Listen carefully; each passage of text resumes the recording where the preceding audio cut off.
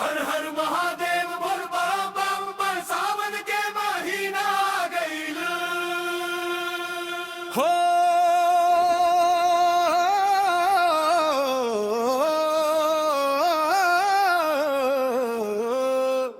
भोले बाबा के बुलावा गईल। बोल बम बोल बम बोल बम।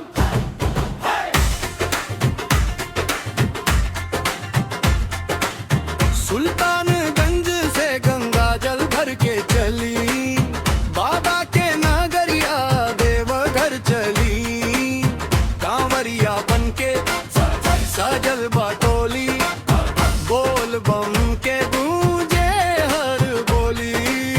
केसरिया गमछा कांधे पे डोले, भोले के नामे हर दिलवा बोले।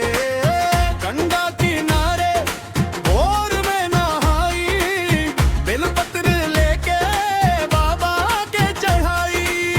पाँव में छाला मन में खुशी बा, बाबा के दर्शन के आस लगी बा।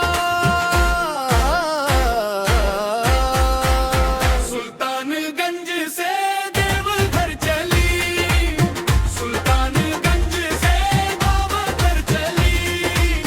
गंगा जल लेके बाबा को खेली, बोल बम मनवा झूमी। हर हर महादेव दिलवा गूंजी।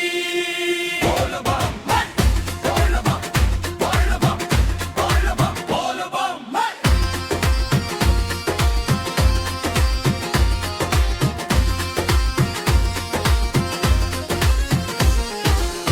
माथे पे चंदन, हाथ में कमंडल, शिव के नामे पे हर पल।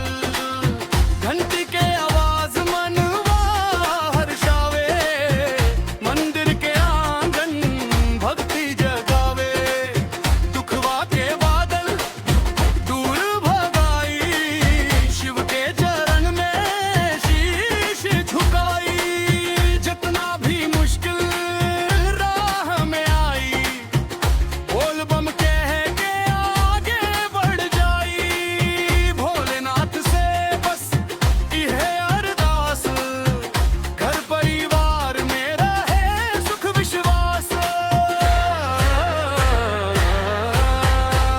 सुल्तानगंज से देवघर चली, सुल्तानगंज से देवघर चली। गंगा जल लेके बाबा के मिली, बोल बम मनवा झूमी। हर हर महादेव दिलवा गूंजी। बोल बम बम बोल बम बम।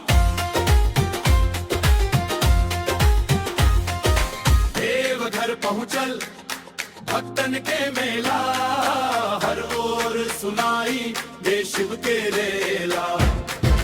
बाबा के दरबार चमके निराला।